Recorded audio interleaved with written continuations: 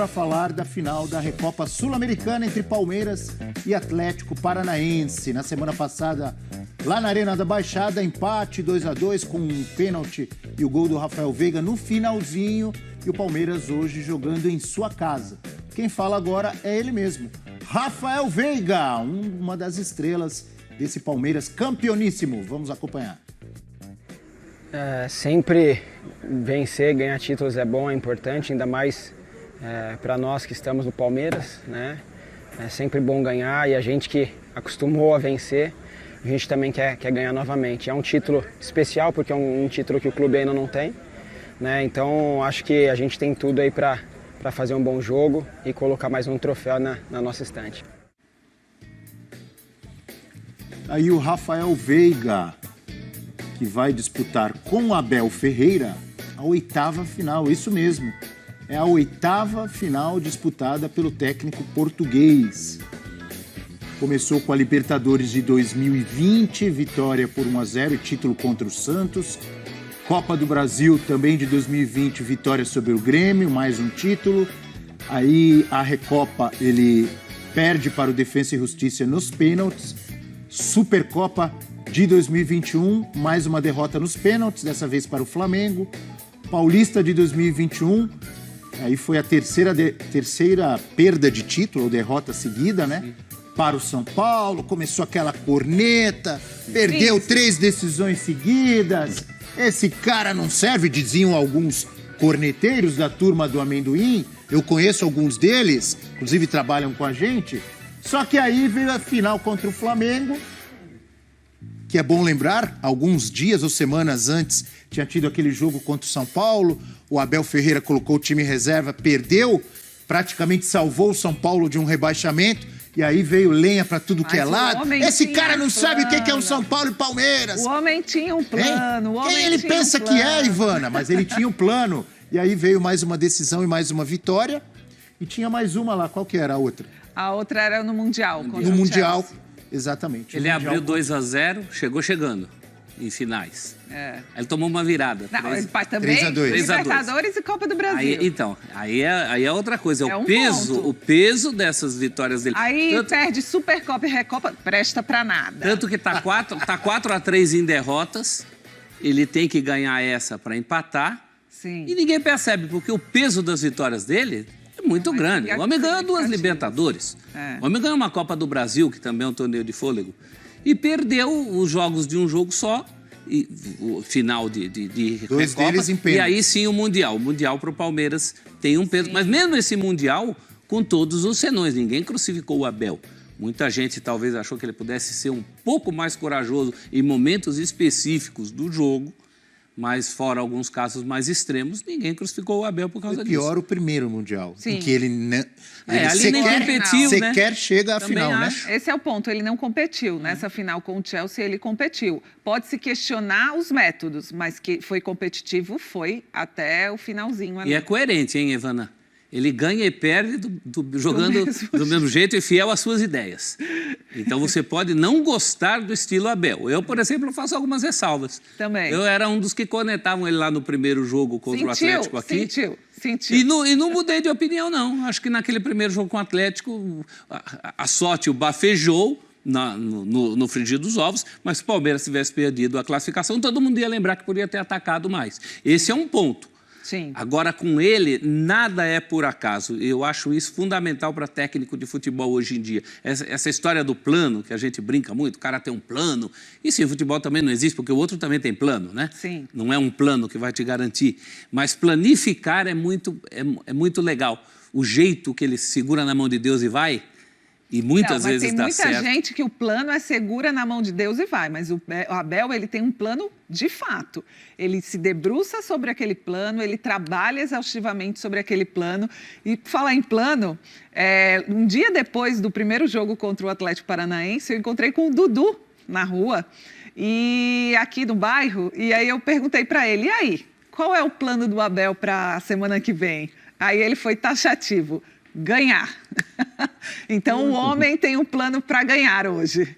Eu imagino que dentro do plano, do projeto, um empate na Arena da Baixada fosse uma coisa Ouvi para se também comemorar, que- ou que estivesse dentro desse projeto. Com esse empate, o Palmeiras é favorito? Sim, foi um empate até com gostinho de vitória, né? Porque foi ali no finalzinho, no apagar das luzes. Tudo bem que quando o Veiga pega a bola para bater o pênalti, você já confia que ele foi convertido, né? Isso é um ponto. E aí esse empate realmente ficou com gostinho de vitória. E sim, eu acho que acredito que o Palmeiras, ele vai, normalmente nesse histórico que a gente fala do Abel, o Palmeiras ele vai para esses jogos de mata-mata, na ida, fora de casa principalmente, muito precavido. E depois um outro perfil na volta, principalmente dentro de casa. É a decisão, eu acredito que o Abel vai ser... Não é que ele vai ser extremamente ofensivo, mas ele vai ser mais ofensivo do que ele é e realmente o plano deve ser ganhar. O Abel deve Favorito lembrar. para a Ivana Negrão? Sim, acredito que seja. Não favoritaço, mas eu acredito num Palmeiras favorito. Já era. Mesmo sem o 2-2 para o Palmeiras, que eu brinquei, né? Foi 2-2 para o Palmeiras. Sim. Porque ganha um pênalti no fim. Mas pelo volume de jogo que o Palmeiras apresentou no jogo contra o Atlético, na minha visão, seria uma injustiça perder aquele jogo, pelo que mostrou durante a partida, pela diferença entre os dois times. O Atlético é um bom time, mas o Palmeiras é um time mais estruturado, melhor que o do Atlético, por estar jogando em casa. Então, tem vários fatores outros aí. Ainda que não fosse 2-2, a possibilidade de título do Palmeiras seria muito grande. O 2-2 foi ótimo, porque afinal é no fim, no frigir dos ovos, é isso que vai decidir. E a disputa em 2 jogos. Então, muito melhor para o Palmeiras ter conseguido aquele empate, né? Agora, em termos práticos, o Palmeiras precisa ganhar esse jogo, porque a disputa está igual.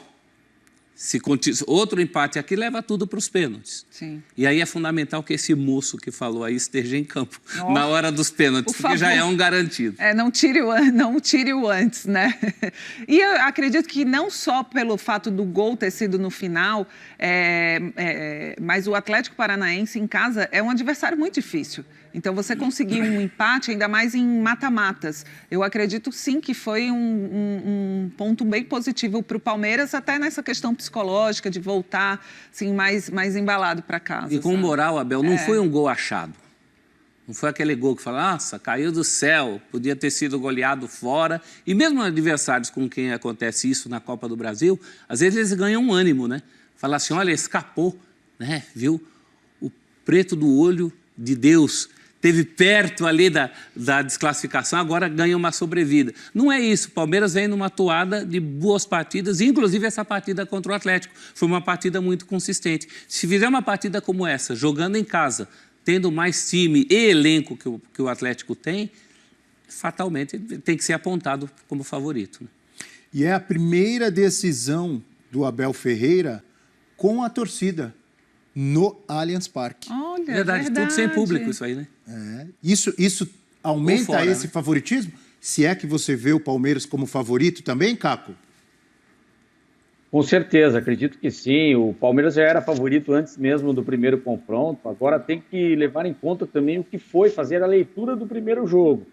Por mais que não tivesse, por exemplo, o Palmeiras vai voltar o Gustavo Gomes, dá muita segurança na defesa, ele já pode se soltar um pouco mais. Mas eu vejo do ponto de vista tático, o que o Abel vai apresentar? Primeiro, não que ele vá ficar fechado e se retrancar, ele vai mesmo para cima ofensivamente, mas ele tem que ver essa ausência do Scarpa, que fica à disposição de novo, mas provavelmente não começa o jogo porque está voltando de lesão.